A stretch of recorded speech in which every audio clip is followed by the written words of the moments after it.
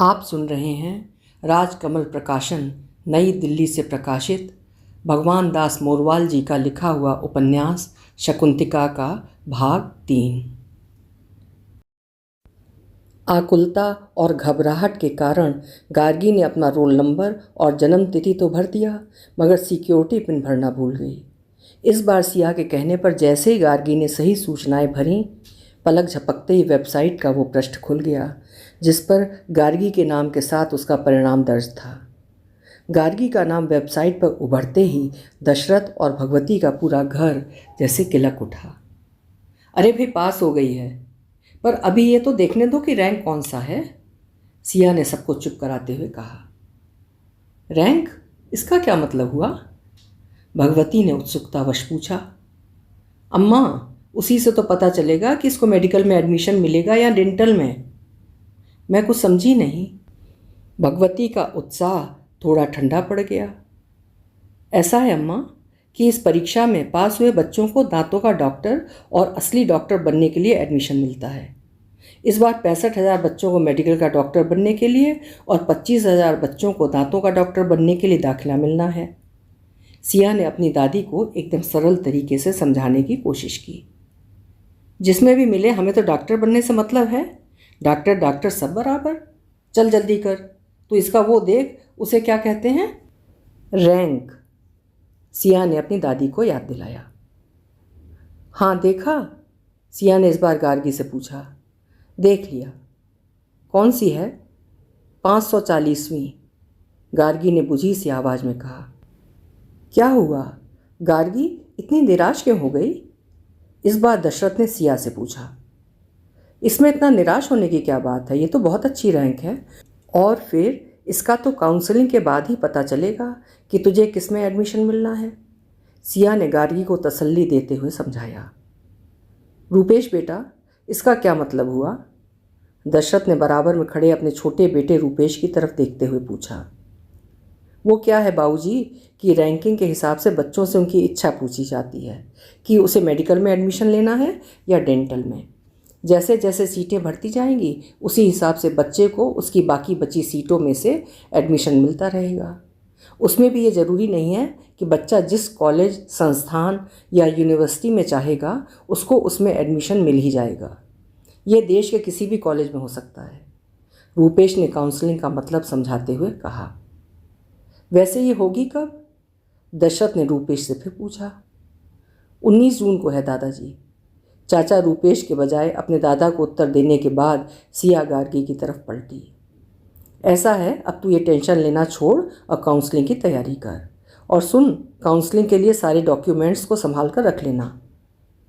सिया की हिदायत के बाद गार्गी काउंसलिंग के दौरान ले जाने वाले दस्तावेजों को सबको सुनाते हुए पढ़ने लगी। स्कोर कार्ड लिस्ट, नीट का एडमिट कार्ड, हाई स्कूल और intermediate certificate, birth certificate, pan card, Aadhaar, कुछ पासपोर्ट साइज़ कलर फ़ोटो। और ऐसा करना, तसल्ली से एक बार और वेबसाइट पे जाकर पूरी डिटेल चेक कर लेना। अब इसे बंद कर और जाके कुछ खा पी ले, रूपेश ने गार्गी को एक तरह से आदेश देते हुए कहा। चल, अपनी डॉक्टर गौरैया को मैं अपने हाथों से खिलाऊंगी, भगवती ने गार्गी को अंक में भरते हुए कहा। गार्गी को जैसे ही उसकी दादी ने अंक में भरा, गार्गी की रुलाई फूट पड़ी। भगवती की भीगी बाजुओं का घेरा अपने आप पोती के चारों तरफ कसता चला गया। रेवती, मेरी गार्गी के लिए कुछ अच्छा सा बना कर ला। भगवती ने अभी अपनी बहू यानी गार्गी की माँ को निर्देश दिया ही था कि बाहर से दुर्गा की आवाज़ कानों में पड़ी। भगवती! अपने नाम की आवाज़ सुन भगवती को अचानक जैसे कुछ याद आ गया। ले, विभोर की दादी को तो मैं ये खबर बताना ही भूल गई, सवेरे से कई बार आकर पूछ चुकी है। तब तक दुर्गा अंदर चली आई। भगवती, क्या हुआ? दुर्गा ने आते ही पूछा। आजा, पास हो गई है, भगवती ने मुस्कुराते हुए बताया। पास हो गई है मतलब गार्गी डॉक्टरनी बन गई है? बस बन गई समझो, भगवती की आंखों में जैसे भविष्य के असंख्य चित्र झिलमिलाने लगे।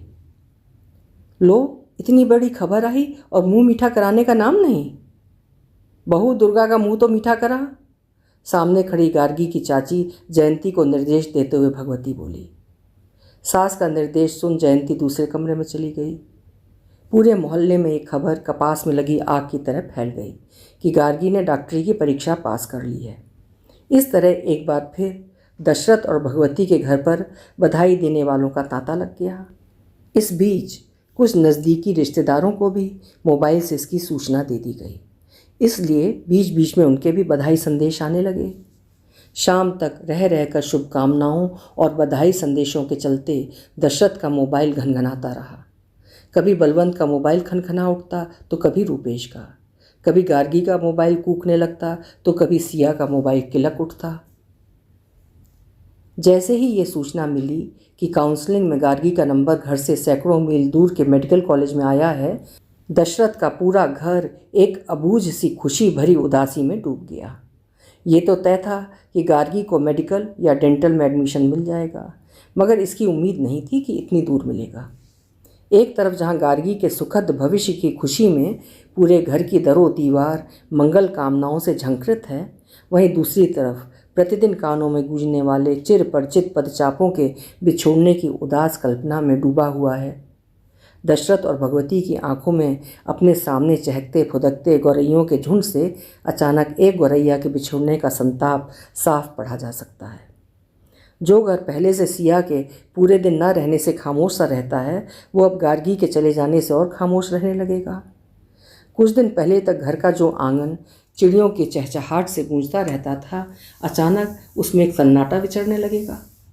यही सोचकर दशरथ और भगवती का मन बैठा जा रहा है। इधर घर से दूर रहने की कल्पना में गार्गी का जैसे खाना पीना छूट गया। सभी ने उसे बहुत तसल्ली दी, लेकिन रह रहकर गार्गी की रुलाई फूट पड़ती। बलवंत और रेवती नहीं, चाचा रूपेश और चाची जयंती सहित दादा दादी ने भी खूब समझाया कि कुछ दिनों की बात है, उसके बाद अपने आप आदत पड़ जाएगी। जैसे जैसे गार्गी के मेडिकल कॉलेज में जाने के दिन नज़दीक आने लगे, सारा घर एक अबोले से द्वीप में बदलने लगा। एक दिन पहले तो वो अपने दादा दादी से लिपट कर खूब रोई, जबकि जिस दिन वो अपने पिता बलवंत और चाचा रूपेश के साथ टैक्सी में बैठकर जाने लगी, वहाँ आ गई दुर्गा भी अपने आप को नहीं रोक पाई। एक पल के लिए लगा जैसे वो गार्गी को हमेशा के लिए विदा करने आई है। टैक्सी के आगे जाते ही वो अपने पीछे जैसे कोई खालीपन छोड़ गई। गार्गी के जाने के बाद दुर्गा देर तक भगवती के पास बैठी रही। भगवती, अभी तो तेरी गार्गी कुछ दिनों के लिए डॉक्टरी पढ़ने गई है, उसी में पूरा घर इतना परेशान हो उठा। जिस दिन इस घर से एक एक कर ये सब अपने घर चली जाएंगी, उस दिन तुम्हारे दिल पर क्या बीतेगी। दुर्गा का आशय सिया, गार्गी और बुलबुल तीनों से था। भगवती से कुछ भी जवाब देते नहीं बना। जवाब तो वो तब देती जब दुर्गा ने कोई नई बात कही हो। सही तो कहा है उसने। भगवती बीच बीच में निर्निमेष आंखों से अधखुले गेट को ऐसे देख लेती जैसे गार्गी उसमें से होकर अभी उसके पास आ जाएगी। बलवंत और रूपेश गार्गी के प्रवेश की सारी प्रक्रिया को पूरा करने और उसे हॉस्टल में छोड़ने के बाद तीसरे दिन वापस लौट आए। अगले दिन सुबह भगवती ने पोती का हाल जानने के लिए रूपेश से बात करने का आग्रह किया। रूपेश ने गार्गी का नंबर मिलाकर ये कहते हुए भगवती की तरफ बढ़ा दिया, ले माँ, बात कर, घंटी जा रही है। हेलो हेलो कहने के बावजूद दूसरी तरफ से कोई जवाब नहीं आया। तो भगवती ने इस बार ज़ोर से कहा, हेलो, हाँ बोल, मैं अम्मा बोल रही हूँ बेटा। इस बार दूसरी तरफ से घुटी घुटी सी आवाज़ भगवती के कानों से टकराई।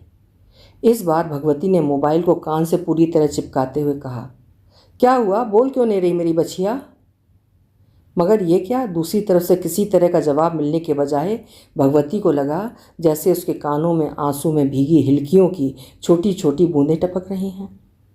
गार्गी बेटी, क्या हुआ, सब ठीक तो है। भगवती ने पास खड़े रूपेश की तरफ कातरता के साथ देखा। उसके मोबाइल वाले हाथों में कंपन होने लगी। अम्मा, यहाँ मेरा मन नहीं लग रहा है। पहली बार सिसकियों में लिपटे शब्दों की महीन खनक भगवती के कानों में टकराई। पोती की आवाज़ सुनकर भगवती भी अपने आप को रोक नहीं पाई। बड़ी कोशिश के बाद शब्दों को आपस में गूंथते हुए भर्राते हुए बोली, तो तेरे बिना हमारा भी कौन सा मन लग रहा है। जिस दिन से गई है सारा घर सूना सूना सा हो गया है। फिर मुझे यहाँ से घर बुला ले अम्मा, मुझसे नहीं रहा जाएगा यहाँ। गार्गी का कातर स्वर एक बार फिर भगवती के कानों में कुलबुलाया। रूपेश को समझते हुए नहीं देर लगी कि अगर दादी पोती में कुछ देर और बातें होती रहीं तो मामला गड़बड़ा सकता है। उसने अपनी भाभी रेवती को भी बिलखते हुए देख लिया था। माँ, ला मुझे दे फ़ोन, रूपेश ने थोड़ा सख्त होते हुए कहा। रूपेश, मेरी गार्गी की तो बुरी हालत है, बस रोए जा रही है। माँ, मुझे बात करने दे। इसके बाद रूपेश ने मोबाइल कान से लगा लिया। गार्गी, बेटा ऐसा होता है एक आध दिन। देख, हम सबको तुझसे बड़ी उम्मीद है। अगर तू ही हिम्मत हार जाएगी तो कैसे काम चलेगा? और फिर तेरे पास है तो सही मोबाइल, जब मन करे कर लिया कर बात। चिंता मत कर, अगले इतवार को तेरा ये चाचा तुझसे मिलने आ रहा है। ठीक है बेटा? दूसरी तरफ से जब लगा कि गार्गी की आवाज़ कुछ वजनी हो गई है तब रूपेश ने कहा, 1 मिनट, ले अपने दादाजी से बात कर। इतना कह रूपेश सामने अखबार छोड़कर सारा दृश्य देख रहे अपने पिता दशरथ की तरफ बढ़ गया। इसके बाद रूपेश ने एक एक कर गार्गी की बाबूजी ही नहीं, जयंती चाची सहित सिया और बुलबुल सबसे बात करा दी। सबसे बात होने के बाद दशरथ भगवती के पास आते हुए बोला, जब तक बलवंत और रूपेश उसके साथ थे तब तक तो उसे महसूस नहीं हुआ कि वो घर से दूर है, लेकिन इनके लौटने के बाद रात को जब वो अकेली रह गई तब उसे हमारी याद आई होगी। मेरा तो मन बहुत घबरा रहा है, कहीं अकेली बच्ची घबरा ना जाए। भगवती भी पोती से बिछुड़ने के वियोग से उबर नहीं पा रही है।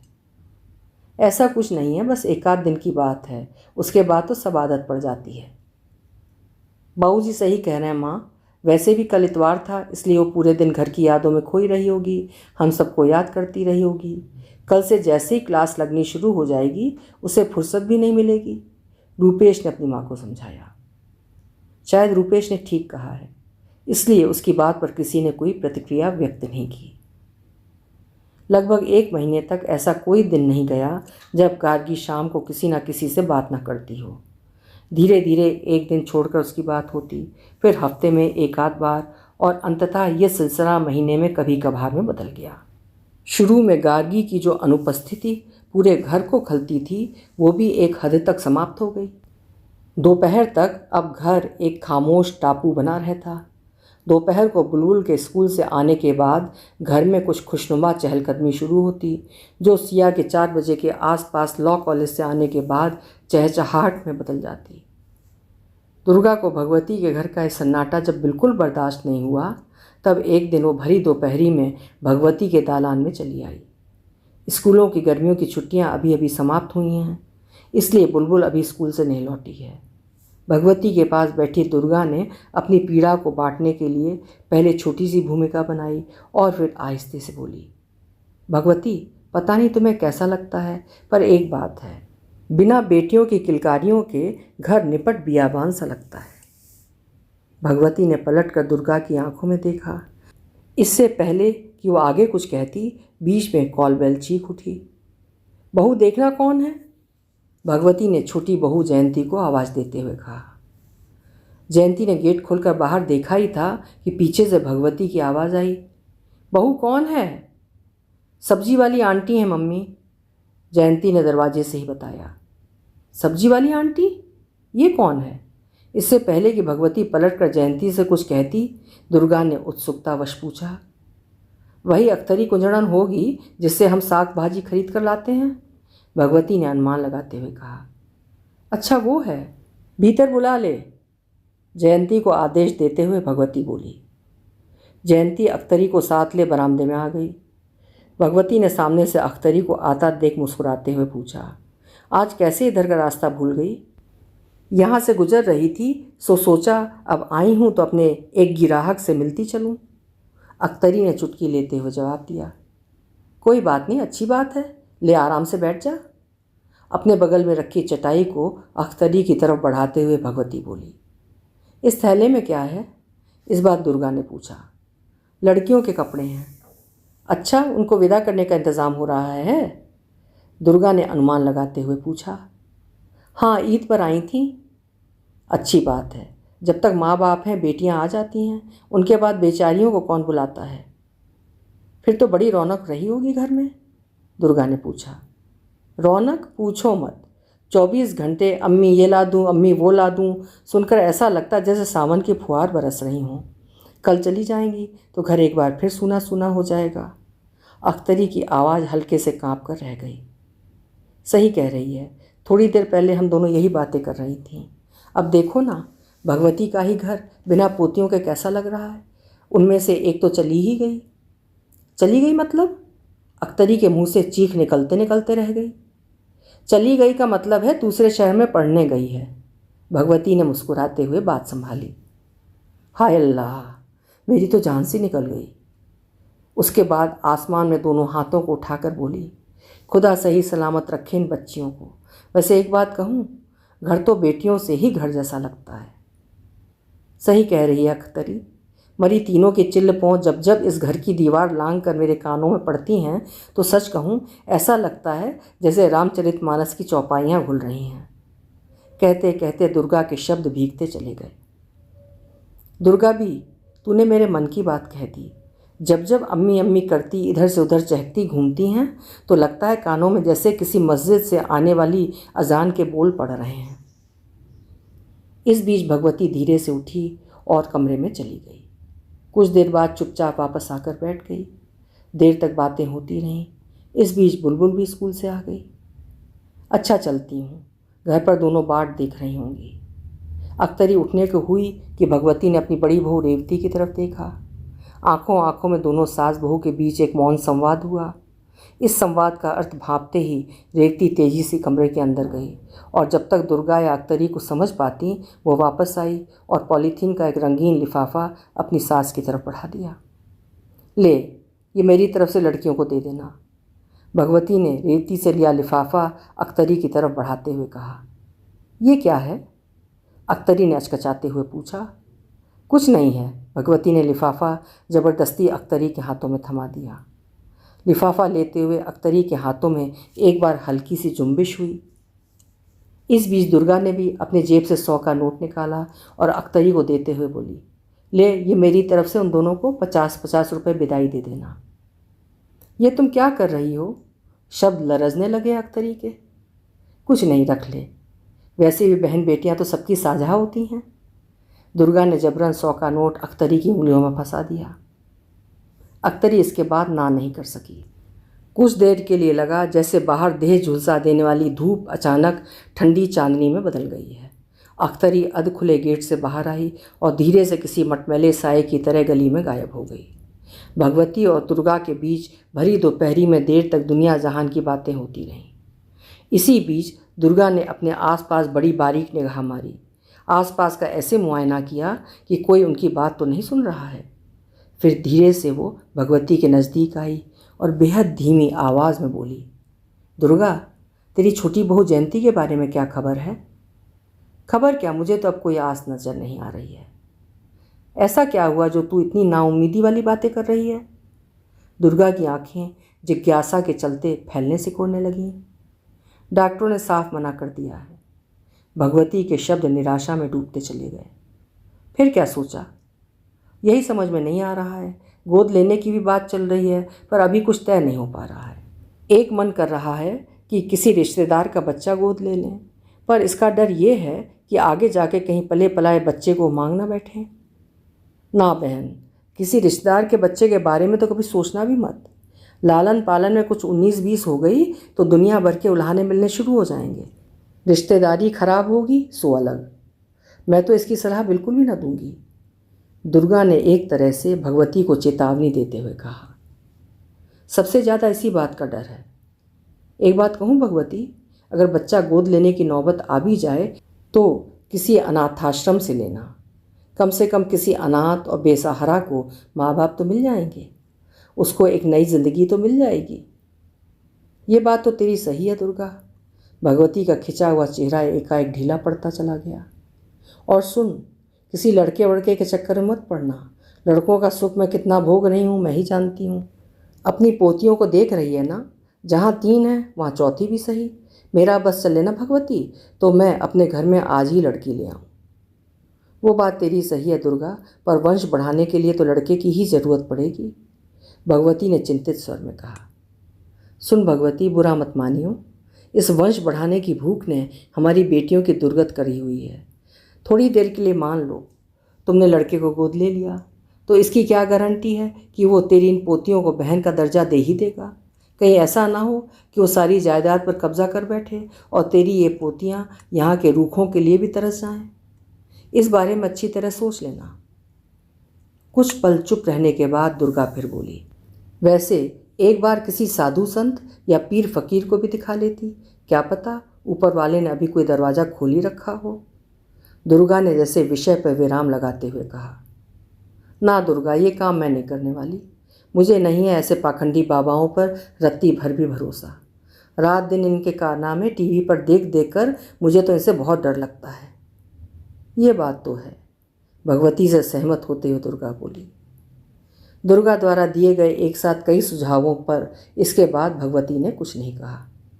दुर्गा ने जिस तरह का दृश्य खींचा, उसकी कल्पना भर से थोड़ी देर के लिए भगवती सिहरती चली गई। जो काम समय रहते हो जाए उसे करने में ही समझदारी है।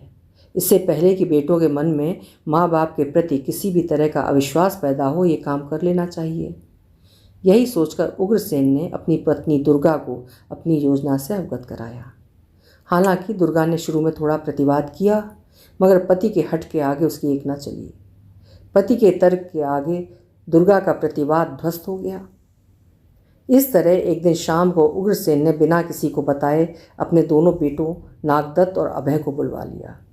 दोनों में से किसी की समझ में नहीं आया कि उनके पिता ने उन्हें अचानक किस लिए बुलाया है। जिस घर में केवल किसी तीज त्यौहार के अवसर पर रौनक सी जमती थी, वैसी अच्छी खासी रौनक आज जम गई। दोनों बहुओं ने मिलकर शाम को एक से एक बढ़कर खाना बनाया।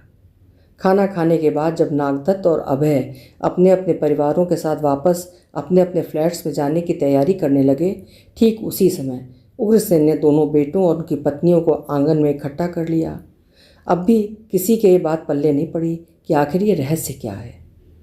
जब सब इकट्ठे हो गए तब उग्रसेन ने धीरे से पहले बात शुरू करने के लिए छोटी सी भूमिका बनाई। इसके बाद एक एक करके सबके चेहरे पर नज़र दौड़ाई।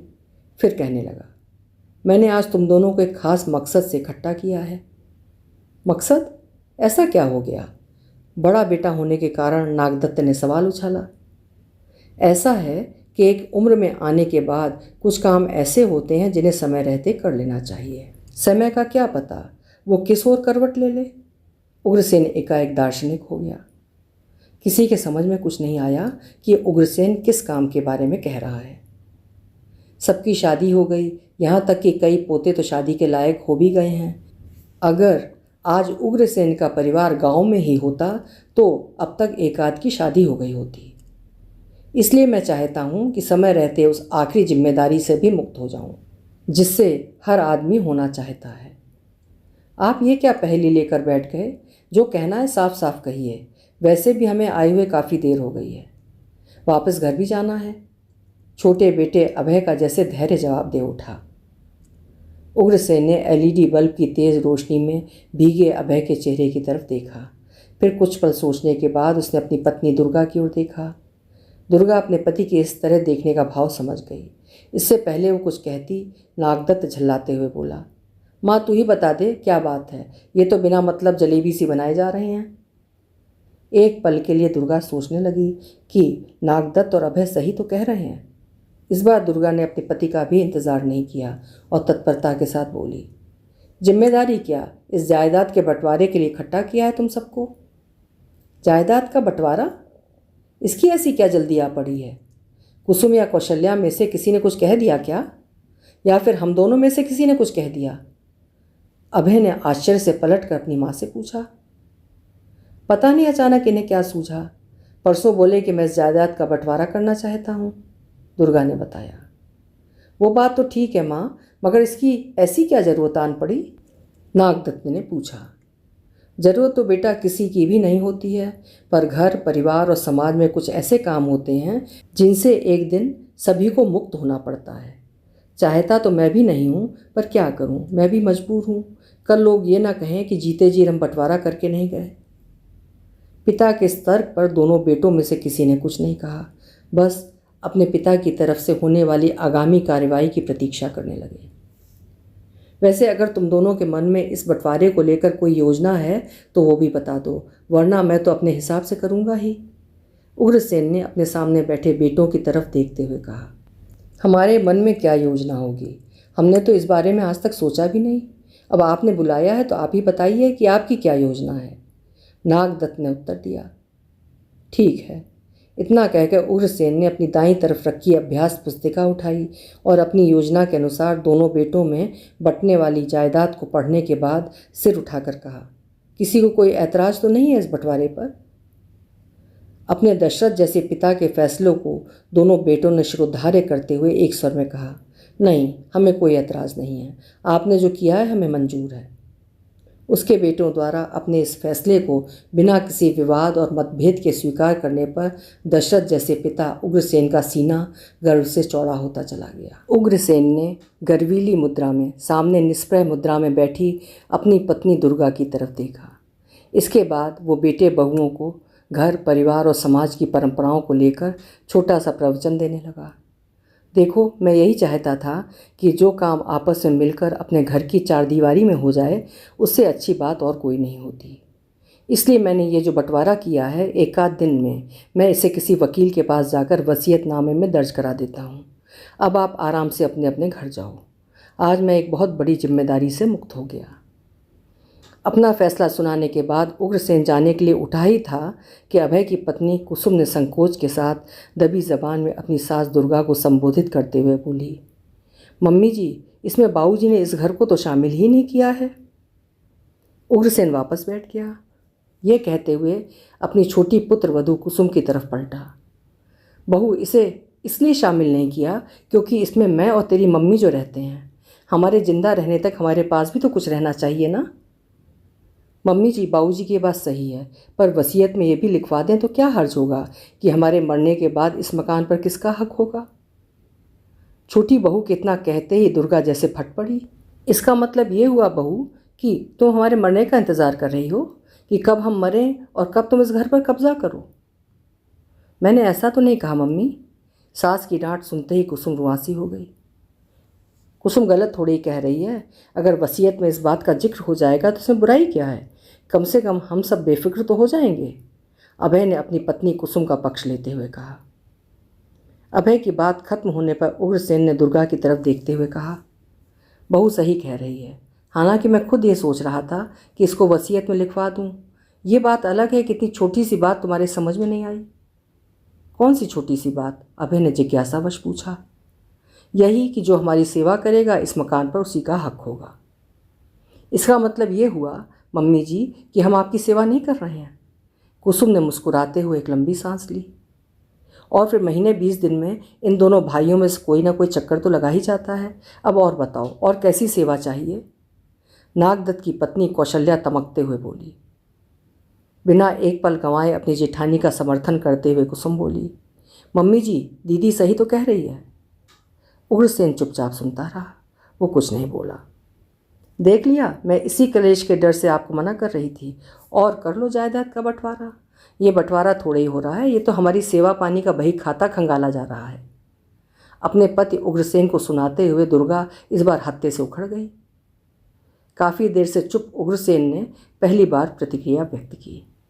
तो फिर ठीक है, मैं वसीयत में ये लिखवा देता हूँ कि जो ज़िंदगी भर हमारी सेवा करेगा इस मकान पर उसी का हक होगा। हम बारी बारी से आपकी सेवा करने के लिए तैयार हैं तो सही। अभय ने तुरंत पलटी मारते हुए कहा, यानी तुम अपने अपने हिसाब से तय करोगे कि किसको हमारी कब सेवा करनी है? एक की बारी खत्म होने के बाद हम दूसरे का इंतज़ार करेंगे कि कब वो आएगा और कब हमारी सेवा करेगा? बिल्कुल, हम दोनों भाई मिलकर ये तय कर लेते हैं। नागदत्त अभय की बात को आगे बढ़ाता हुआ बोला। नागदत्त, ऐसा नहीं होगा। हाँ, ज़्यादा से ज़्यादा एक काम हो सकता है कि मैं वसीयत में इस मकान के 2 बराबर के हिस्से लिखवा देता हूँ कि हमारे मरने के बाद इस पर तुम दोनों भाइयों का बराबर का हिस्सा होगा। हाँ, ये एकदम ठीक रहेगा। छोटी बहू कुसुम का बुझा हुआ चेहरा एकाएक खिल उठा। दुर्गा ने सिर पकड़ लिया। माँ, छोड़ो ये बंटवारे का चक्कर। मेरी बात मानो तो जैसा चल रहा है वैसा ही चलने दो। जब समय आएगा देखा जाएगा। नागदत्त ने फिलहाल विवाद पर विराम लगाने की मंशा से कहा। क्यों छोड़े भाई साहब, ये तो तय करना ही पड़ेगा कि इनके मरने के बाद इस मकान के किस हिस्से पर किसका हक होगा। फिर एक काम हो सकता है। अपनी बात पूरी किए बिना दुर्गा ने बारी बारी से दोनों बहुओं की ओर देखा। मम्मी जी क्या? कुसुम ने लपक कर पूछा। यही कि जीते जी हम ये मकान छोड़कर किसी आश्रम में चले जाते हैं, उसके बाद आराम से हमारे हिस्से पर जिसका जैसा जी चाहे आराम से कब्जा कर लेना। दुर्गा एक व्यंग भरी मुस्कान उछालते हुए बोली। हमने ऐसा तो नहीं कहा माँ, अभय सकपकाते हुए बोला। नहीं कहा है तो फिर भी कान खोलकर सब सुन लो तुम। अपने जीते जी मैं इस मकान को किसी को हाथ भी लगाने नहीं दूंगी, फिर चाहे कोई हमारी सेवा करे या ना करे। किसी का क्या भरोसा कि इसे भी वसीयत में लिखवा कर कल हमें दर बदर कर दो। एक यही तो आसरा बचा है, इसे भी तुम्हारे हवाले कर दें। दुर्गा के इस ऐलान के बाद सन्नाटा छा गया। इसी बीच दुर्गा धीरे से अपनी बड़ी बहू कौशल्या की तरफ पलटी और सहमे हुए सन्नाटे को भेदती हुई बोली, और सुन बहू, अगर तुम इस लालच में हमसे महीना 20 दिन में मिलने आते हो कि हम अपने हिस्से को भी तुम्हारे नाम कर देंगे, तो ये वहम अपने मन से निकाल दो। जिनके बेटे बहू नहीं होते वे भी तो जिंदगी जीते हैं। फिर दुर्गा अपने पति उग्रसेन को चेतावनी देती हुई सी बोली, और आप भी एक बात कान खोलकर सुन लो। अगर बंटवारा होगा तो वैसा ही होगा जैसे आपने अभी किया है। रही बात इस मकान की, तो इसमें नहीं मिलेगा किसी को इंच भर भी हिस्सा। अपने पति के निर्णय पर अपनी सहमति की अंतिम मोहर लगा दुर्गा ये कहते हुए खड़ी हो गई, अगर ये बंटवारा मंजूर हो तो ठीक, वरना सब जाओ अपने अपने घर। इसके बाद दुर्गा अपने कमरे में आ गई। नागदत्त और अभय अपने अपने परिवार के साथ कब चले गए उसे पता ही नहीं चला। पूरी रात उग्रसेन और दुर्गा एक अजीब सी बेचैनी के चलते करवटें बदलते रहे। कानों में रह रहकर बेटे बहुओं के शब्द घर में शीशे की तरह खदबदाते रहे। कम से कम उग्रसेन ने तो इसकी कल्पना भी नहीं की थी कि जिस मकान को वे अपने अंतिम सहारे के रूप में अपने पास रखना चाहते हैं, उसे भी बेटे बहू आपस में बांट लेना चाहते हैं। ये तो अच्छा हुआ जो उसकी पत्नी दुर्गा ने इसका पुरजोर विरोध कर दिया, वरना वो तो एक बार इसके लिए तैयार भी हो गया था। उग्रसेन को सबसे ज़्यादा हैरानी तो इस बात पर हो रही है कि बेटों को अपने ही माँ बाप पर भरोसा नहीं है। उनके मरने के बाद आखिर सब कुछ उनकी संतान का ही तो है। भला वे इस जमीन जायदाद को कौन सा सिर पर रख कर ले जाएंगे। उग्रसेन की आंखें भर आईं और याद आने लगे वे दिन जब साइकिल के कैरियर पर दूध के कैन लटकाकर सुबह शाम पूरी कॉलोनी में घर घर जाकर दूध सप्लाई करता था। इस घर को उसने किस तरह अपनी मेहनत और दूध में पानी मिला मिलाकर अपने ईमान से समझौता करके बनाया है, इसे वही जानता है। ये घर उसके और दुर्गा के लिए केवल एक घर नहीं है, बल्कि पुराने संघर्षों का ऐसा घोंसला है जिसके तिनके तिनके पर आंधी तूफान और झंझावातों की इबारतें दर्ज हैं। एक ऐसा घोंसला जिसकी भीतरी दीवारों पर उनकी मेहनत और संघर्ष की छोटी छोटी लोक कथाएँ लिखी हुई हैं। उग्रसेन ने पलटकर पास में बिछी चारपाई पर सो रही पत्नी की तरफ देखा। देखने के बाद उसने एक गहरा आश्वस्त भरा सांस लिया और करवट लेकर सोने का प्रयास करने लगा। दुर्गा की सलाह भगवती को उचित लगी। दुर्गा ने गलत थोड़े ही कहा है। आखिर एक बार फिर से किसी डॉक्टर को दिखाने में क्या बुराई है। क्या पता सचमुच रूपेश जयंती के भाग्य का विधाता ने अभी कोई दरवाज़ा खोल रखा हो। शाम को सोने से पहले भगवती ने इस बारे में पति से चर्चा की तो दशरथ ने एक पल के लिए पत्नी के सुझाव पर मनन किया। कुछ पल सोचने के बाद दशरथ बोला, वो बात तो ठीक है, पर रूपेश से इस बारे में पहले बात करनी होगी। भगवती को पति की बात में दम नजर आया। अभी समय ज़्यादा नहीं हुआ है, रात के 9:30 ही बजे हैं। उनके साथ साथ सब सोने की तैयारी में होंगे। यही सोचते हुए भगवती ने कहा, ठीक है, मैं रूपेश को भी बुलाती हूँ। ऐसी क्या जल्दी है, सवेरे आराम से बात कर लेना। सवेरे क्या, अभी कर लेते हैं। इतना कह भगवती ने आवाज़ लगाई, बुलबुल। आई अम्मा। अंदर से बुलबुल की आवाज़ आई और कुछ ही देर में तीसरे नंबर की पोती बुलबुल हाजिर हो गई। हाँ अम्मा। तेरे पापा सो गए हैं क्या? भगवती ने पूछा। नहीं तो। ठीक है, ज़रा उसे भेजना। अभी भेजती हूँ। इतना कह बुलबुल चली गई। कुछ ही देर में रूपेश आ गया। आपने बुलाया माँ? आते ही बोला रूपेश। हाँ बैठ। रूपेश वहीं माँ की चारपाई पर पायतों की तरफ बैठ गया। हम ये सोच रहे हैं रूपेश कि क्यों ना तुम दोनों एक बार और किसी अच्छे से डॉक्टर को दिखा लेते। भगवती ने बिना किसी भूमिका के कहा। माँ, और कितना दिखाएं? बड़े से बड़े अस्पताल में दिखा लिया, सारे पीर पैगंबरों से लेकर साधु महात्माओं के यहाँ धक्के खा लिए, हमें अब नहीं जाना कहीं। हम यही सोचकर तसल्ली कर लेंगे कि हमारे भाग्य में संतान है ही नहीं। रूपेश झल्ला गया। उपन्यास शकुंतला की कहानी जारी रहेगी अगले भाग 4 में।